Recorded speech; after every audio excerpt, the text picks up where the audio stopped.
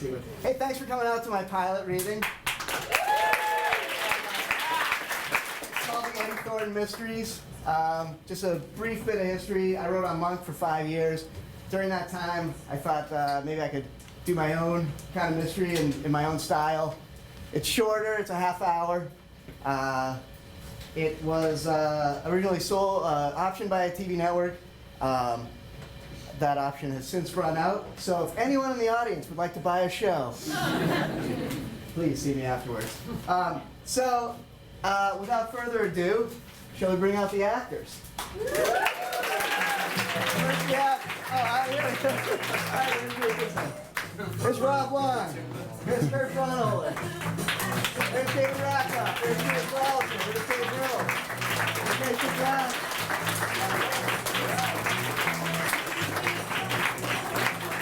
There's Vegas and Mike Delaney.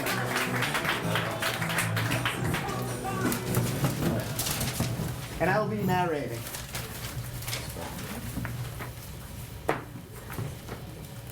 Shall I? Exterior, woods, night.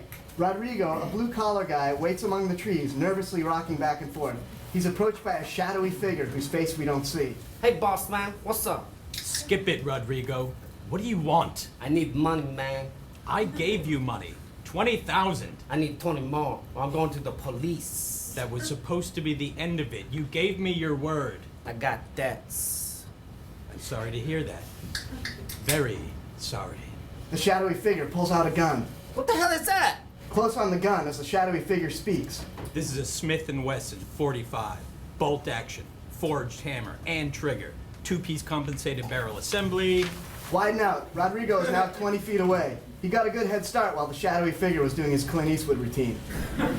But it's no use. The shadowy figure points and fires. Bang! Rodrigo falls down.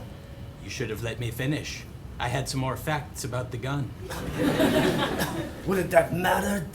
Probably not. The shadowy figure points the gun again and fires. Bang! Act 1. Exterior Eddie's mansion. Day. Meet Eddie Thornton, son of billionaire tycoon Morgan Thornton, a rich man-child, an underachiever's underachiever. He drives his golf cart erratically over the grounds, beer cans falling out past the pool house. Workers look on. Hey everyone! It's my birthday! 30 years old! Eddie stops at the front gate and picks up a stack of presents. The gardener approaches. Sir, your father is requesting your presents inside the house. Well, he can't have them! They're mine! Mine! Mine! Eddie almost runs over the gardener as he drives away. It's my birthday! Interior, Eddie's bedroom. A huge rich person's bedroom. Eddie's maid, Rose, a prim and proper matronly British woman, is picking up the presents now scattered on the floor. Do hurry up, sir. Eddie exits the dressing closet, naked, holding a suit in each hand. Hey, which one of these 3 outfits do you like best? Shall I dress you for the party? I can do it myself. I'm a grown man. Isn't that right, Suits and Penis? Eddie puts on underwear and grabs the presents in Rose's hands. One by one, he shakes them and guesses their contents. Roller skates, Tiffany lamp. That's some kind of clock.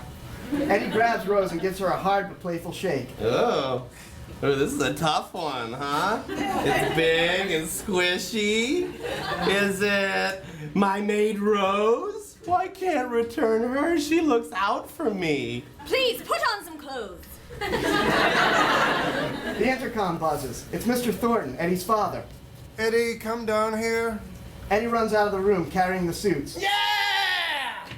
Rose is alone. She furtively opens a corner of the present. It's a pair of roller skates. Eddie was right. Interior, drawing room. Minutes later, Eddie bursts through the door, suit half on. Party time, y'all! The room is empty, save Mr. Thornton, seated, stern. There is no party this year, Eddie. Oh, I get it. Surprise party. Eddie looks under the couch. Frank? Smitty? Eddie looks in a cigar box. Aunt Shelley?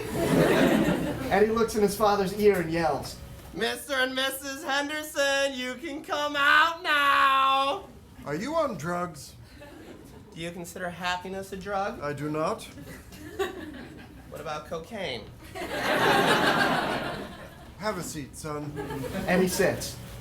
Eddie, I was once like you. I drank and chased girls, ate nachos and so forth. But when I was 30, my father kicked me out of the house and punched me. He literally kicked and punched me out of the house. Sure, I was mad at first, but it motivated me to take over his company and make it what it is today. You tell me that story every year. I like the part where you ate nachos. I tell you because you're 30 now, and it's time for you to find what you love and pursue it. You know I want to be a police detective. Ask anyone, including Eddie opens up the cabinet, still hopeful of a surprise. my entire graduating class. We've been through this. You can't be on the force with a criminal record. I steal one cookie and now I'm a felon. You stole the world's largest cookie. And with it, old man McGee's dream to be in the Guinness Book. Mr. Thornton walks to the intercom. Well, you're not going to steal my dream, or your mother's, God rest her soul, to have a son who isn't a screw-up. Fredericks, send in our guest. No, I guess. Yay! Who is it, Lola Falana? You don't even know who that is. In walks Wendell Wesker, a David Hyde Pierce-ish, uptight businessman. We can tell he and Eddie have an unpleasant history. Hello, Eddie.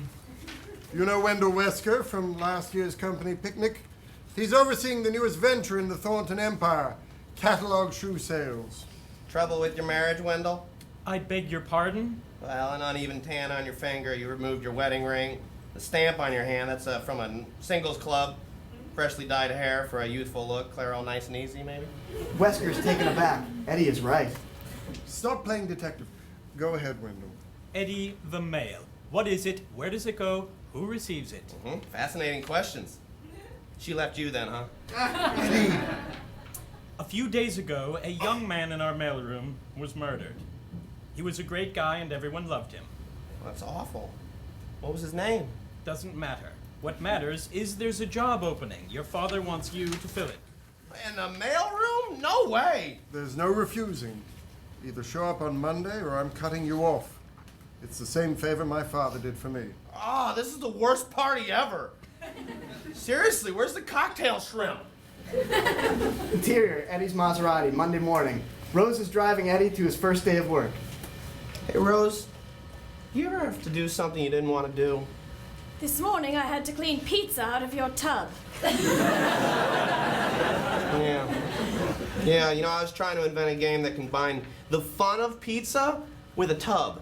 The master just wants you to find yourself. The master? What's he the master of anyway? A multinational corporation that's worth over $12 billion annually. Yeah, well, what else? The car pulls up to the catalog factory. Try to behave yourself. You can handle that, can't you? I can, Rose. I'm really gonna try.